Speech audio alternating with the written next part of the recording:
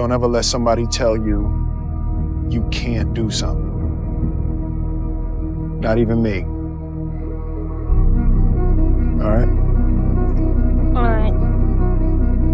You got a dream, you got to protect it. People can't do something themselves. They want to tell you you can't do it.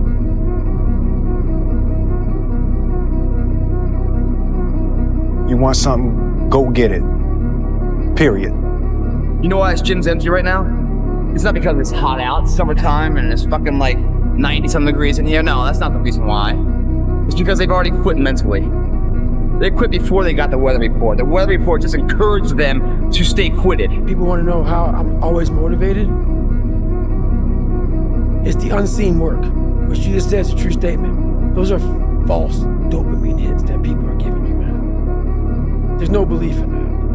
These are teamwork dopamine. Like, I'm out running at 2 o'clock in the morning, 1 o'clock in the morning, in the gym, long sessions by myself.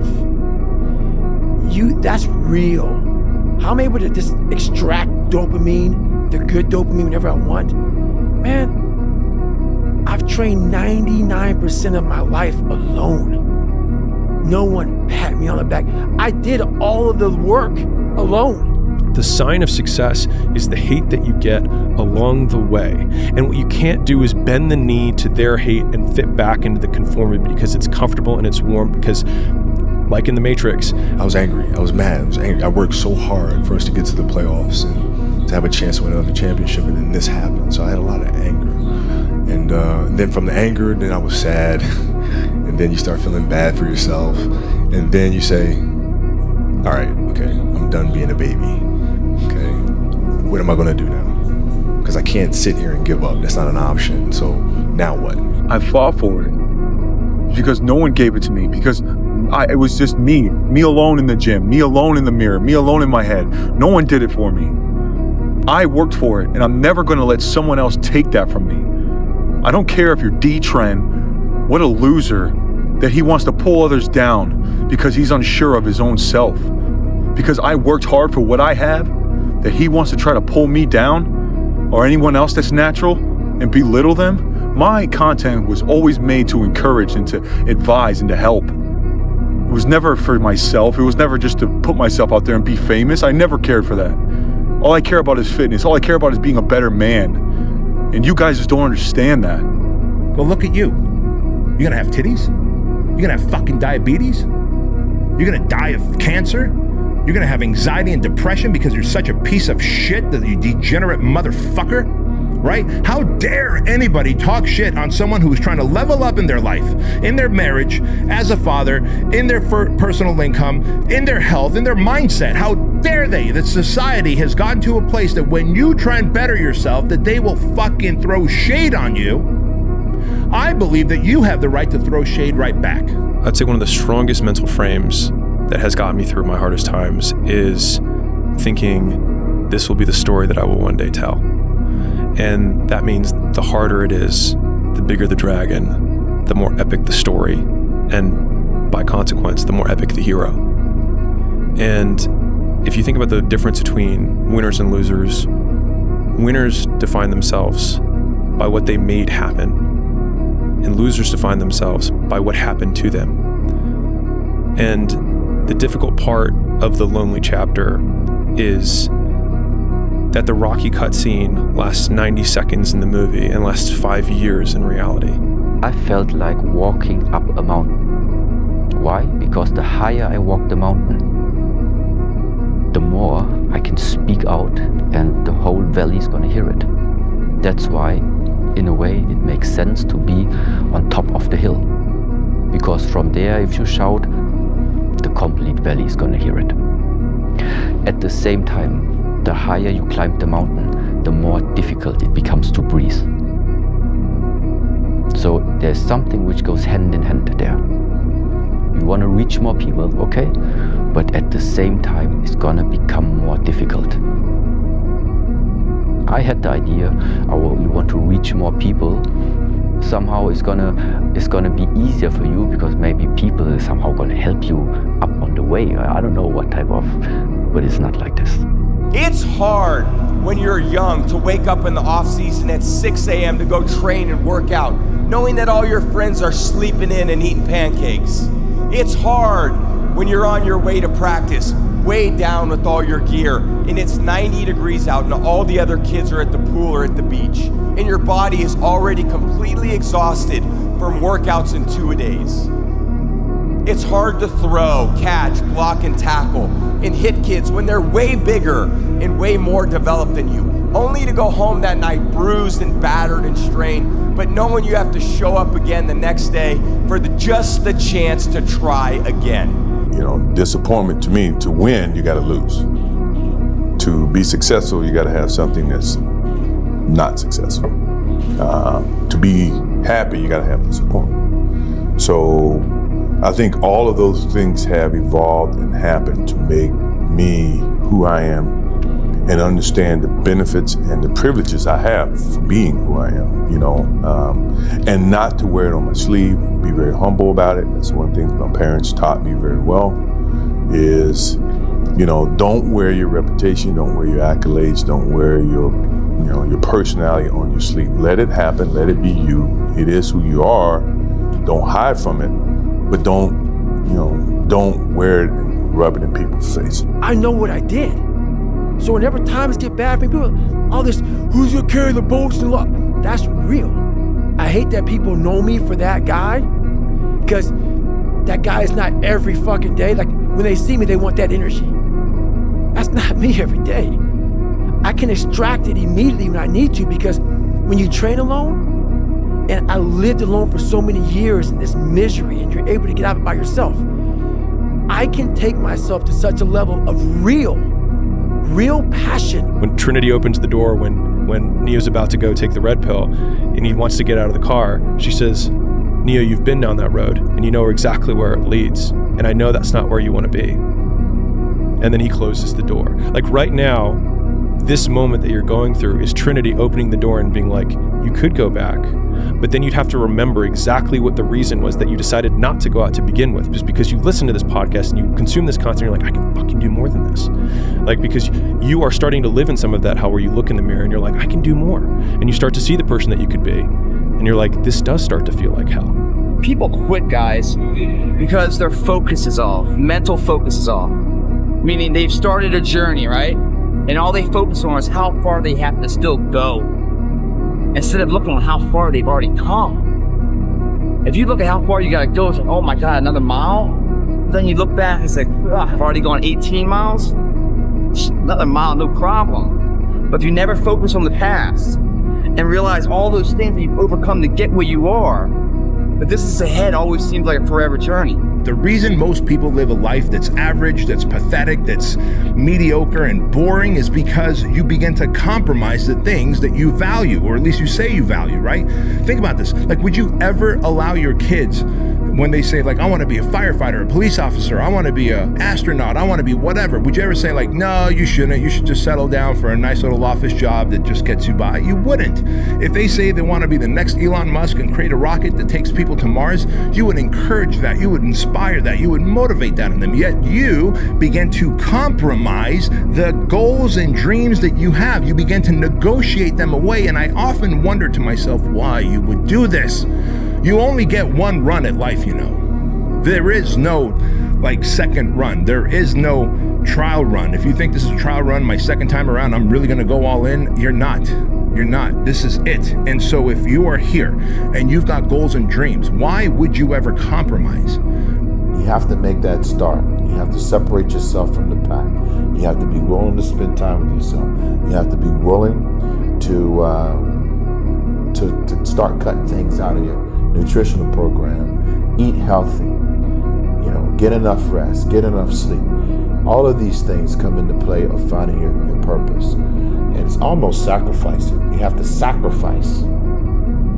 Greater the sacrifice, greater the reward. This is so true.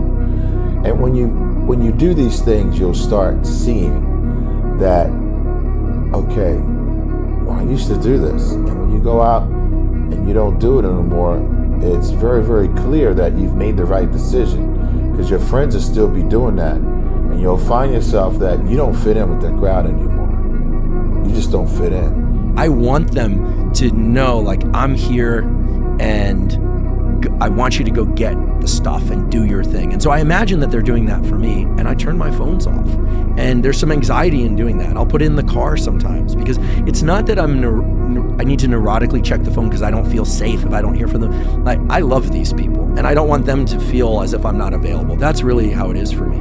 But I know that, and I think someone said it, and I forget the quote, so forgive me, but if you're going to create anything of value in this life, you're going to, even if it's with other people, you're going to have to be willing to be on your own for a bit, to forage on your own, to take walks alone. No matter who you are, there are bumps and hits and bruises along the way. And my advice is to prepare yourself, because football lessons teach us that success and achievement come from overcoming adversity, and that team accomplishment far exceeds anyone's individual goals. It's a process. You look at process. What am I going to do? What can I control? Surgery, we'll do the surgery. Come out of the surgery, recover. From there, physical therapy. Okay, physical therapy, piece by piece by piece by piece by piece. Start running, back on the court. So I broke things down into sections and said, okay, I'm going to focus on resting right now. This is it. I'm going to focus on moving my toes and then walking and then. So you look at every challenge at every step, and that's how you're able to be resilient and come back from these things. It's the reality of mental perception that dictates the physical attributes of action. If you don't believe it, this body can't do it. If you believe it, this body is unlimited potential of what it can do. We've seen throughout history, the Olympics right now, the average man trained, pushed beyond his capabilities to something that no one's ever thought possible. And he's standing there as a testament that yes, it can be done. And yes, you can do it too. If you stop getting everything confused inside, allowing all these excuses to come in saying, oh, I can't do this, I can't do that. You can do it. No one can motivate me. I have a resume full of fucking motivation. That whenever I'm down, I'm like, oh, hang on, motherfucker. Oh, you know the truth. You know the truth. You know the darkness of the fucking dungeons and the fucking demons that fly. You know. And then from there, it's like, okay, you were there. You know this. There was no one there to pick up the rucksack, to pick up the boat, to pick up the log, to go in there. It was you. It was you. There was no pat on the fucking back at 300, at 275, at 250, at 220. No, that was you. I think the underlying truth is that, yeah, it creates a lot of wins, but it creates a lot of difficulty too, and a lot of mental anguish because you're not like everybody else. You know, when you're built different than everybody else, and you have this desire for more, and this desire for achievement, and this desire to win, everybody else looks at you like you're fucked up, and they'll tell you that too. You know, what's wrong with you? Like, why can't you just relax? Why can't you just do this? Because I'm just not built that way, man. And as I've gotten a little bit older, and I've gotten better at accepting it, and it's sort of embracing the fact that this provides a lot of good, but there's a lot of things that you have to deal with that aren't so good. Deep breath, kid. Deep. You are up on the cards. You're winning this. You are going to win this. But just keep smart and keep away from him. He's going to sleep this time. He's going out this round. I should have stopped this fight with your father. I'm stopping this one now. Don't, okay? Let me finish. I got to prove it. Prove what? I'm not a mistake.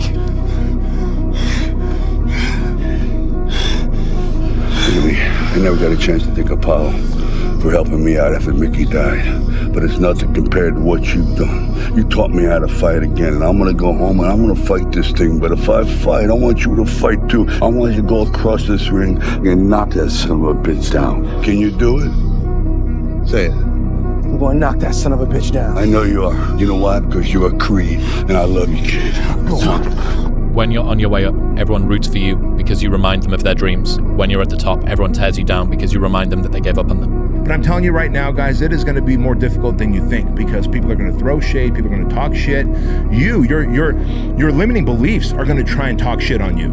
Like your version 1.0 of yourself, your inner critic, Your inner bitch, that bitch voice that we all have at the project, we call it the inner bitch and the inner beast, which is the critic and the advocate, right? Your beast is your advocate, and your inner bitch is your critic.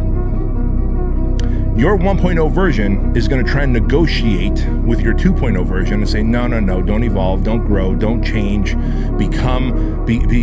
go back to the loser that you were, just have another drink, watch TV for another hour, eat that fucking ding dong, and then chase it down with a Twinkie. Sick motherfucker. So those things that come out of me, that extract from me in the darkness, people are looking for that pat on the back. Where is it? Oh, I don't need it. Because what I've done is in the fucking unseen work, I built Frankenstein. So whenever shit gets nasty, David Goggins goes, you had nobody anyway, motherfucker. So see how I'm talking myself right now? That's me. That shit fires me the fuck up. That shit makes me fucking nuts. You had nobody anyway, motherfucker. Look around you. There was no fucking team. It was you. There was no weight loss program or mom and dad waking you up saying you can do it, you can be better, trying to build belief. You built belief when you had nothing. Rock bottom. You know, you'll start getting away from people that are negative. You only want to be around positive. You'll start like not wasting your time on things that are productive, and you will start taking your time and energy and put it into things that you enjoy doing that are productive for yourself. So once you find yourself, you will find your creativity and you will find the true purpose and what God created you to do. To be successful at anything, the truth is you don't have to be special. You just have to be what most people aren't. Consistent, determined, and willing to work for it. No shortcuts. If you look at all my teammates here tonight, it would be impossible to find better examples of men who embody that work ethic, integrity, purpose, determination, and discipline that it takes to be a champion in life.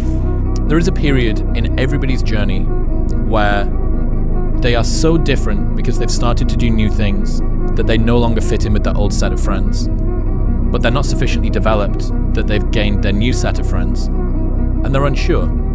Should I go back? Should I lean back into getting a bag in with the boys on a weekend? Is that the highest, way that I can live my life passion forward? Because that's what everybody else does. And all of my friends are taking the piss. Oh, not drinking again. Too good for us, are we? Not going out again this week. Oh, okay. Well, enjoy staying in home and reading. Fucking nerd.